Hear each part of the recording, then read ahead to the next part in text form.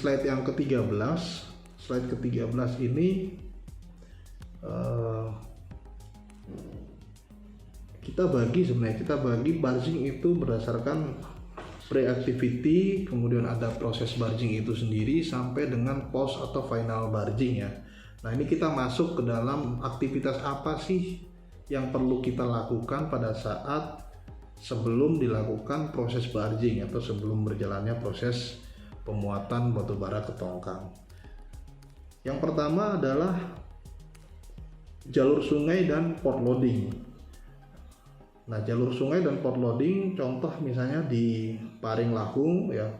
Paring Lahung ini, port Paring Lahung agak berbeda dengan port Teluk Timbau. Paring Lahung ini sangat rentan atau sangat terpengaruh dengan pasang surut air sungai. Jadi yang tadi saya sampaikan di awal bahwa kita di Sungai Barito ini punya terpengaruh dengan pasang surut air sungai.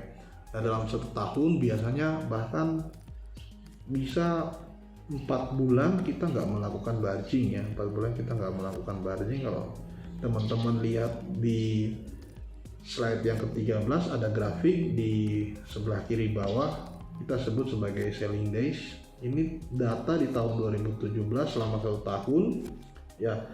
Kalau kita plan 2017 di 365 hari ya. Kemudian plannya adalah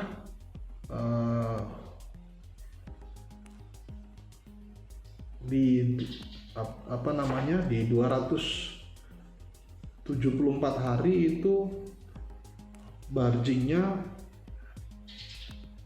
bisa, artinya di 274 hari dari 365 hari itu bisa dilakukan barging gitu ya.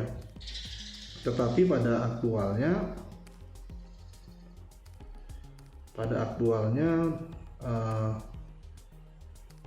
hanya bisa barging di 50% dari 274 gitu, atau sekitar 183 hari ya. Saya lupa waktu itu di tahun 2018 kita hanya tercapai kurang lebih di angka segitu, di 180-an lah dari 365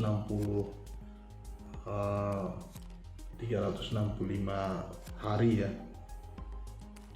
Ya, artinya memang kesempatan kita melakukan proses pengapalan di Port Paring Lahung ini sangat tergantung dari pasang surut air sungai. Makanya aktivitas yang perlu kita lakukan adalah apakah memang pada saat itu kondisi air sedang pasang atau sedang surut. Nah, itu yang perlu kita perhatikan.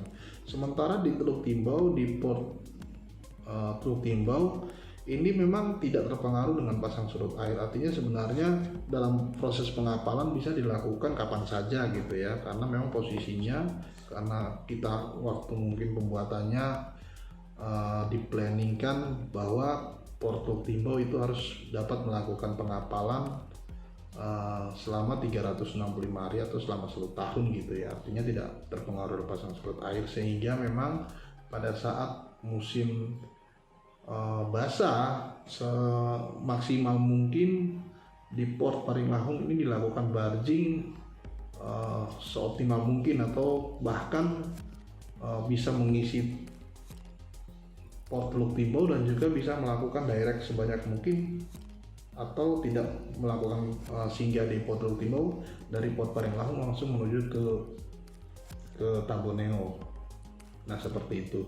Nah, pada saat musim kering di mana Port Paring Lahung ini tidak bisa beroperasi, kita benar-benar menggunakan Port Teluk Timbau ini sebagai tumpuan, sehingga bisa dilakukan continue pengapalan untuk memenuhi permintaan customer kepada kita gitu ya. Nah, kemudian yang kedua adalah kondisi jetty dan barge. Kondisi jetty harus benar-benar diperhatikan ya. Kemudian barge juga seperti tadi, kondisi barge apakah dindingnya berkarat, kemudian apakah dindingnya dapat menyebabkan kontaminasi dan lain-lain. Nah, itu perlu kita cek juga. Kemudian mooring equipment, teman-teman, mooring ini adalah menggunakan jasa koperasi di seputaran Paringlahung ya. Nah ini biasa dikelola langsung oleh customer kita ya.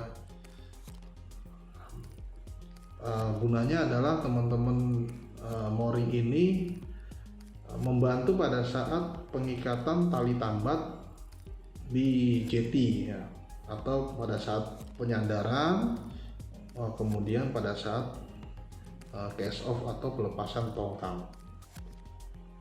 Nah kemudian yang berikutnya atau yang kelima adalah keamanan dan keselamatan kerja sesuai dengan standar keselamatan ya. Tentunya teman-teman di JT harus menggunakan APD yang lengkap ya, seperti menggunakan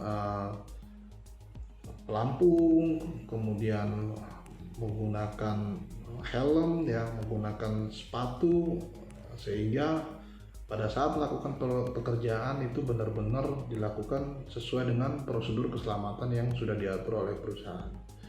Kemudian yang berikutnya adalah di bagian barge. Nah, barge ini pertama yang harus kita lakukan adalah kondisi barge atau kebersihan barge. Seperti tadi yang sudah disampaikan, bahwa barge tersebut adalah tidak bocor, kemudian draft marknya itu atau tulisan untuk membaca draftnya itu harus jelas. Ya, karena ada beberapa kejadian bahwa setiap tongkang yang datang, ternyata dari PAMA maupun surveyor agak sulit tuh untuk membaca draftnya. Nah ini perlu kita kontrol.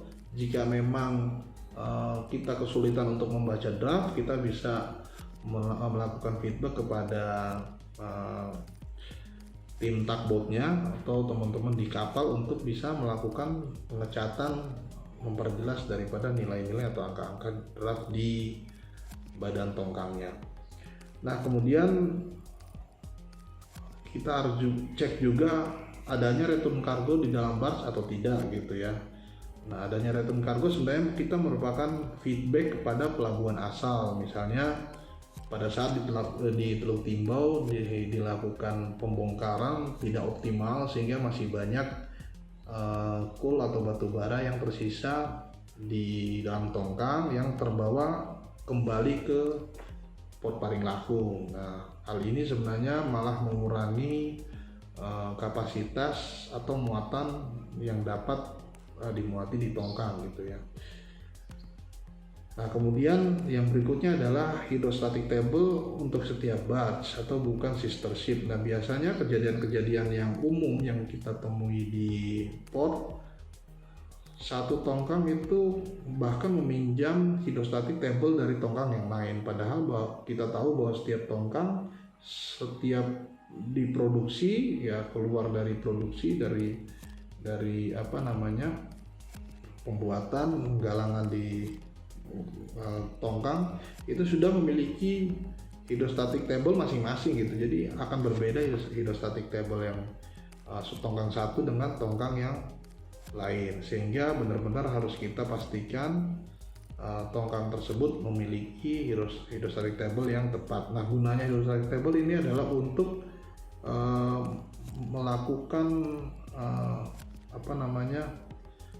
melakukan perhitungan pada saat akhir atau final draft atau bahkan di initial draft juga untuk mengetahui muatan tongkang atau muatan yang akan dibawa tongkang.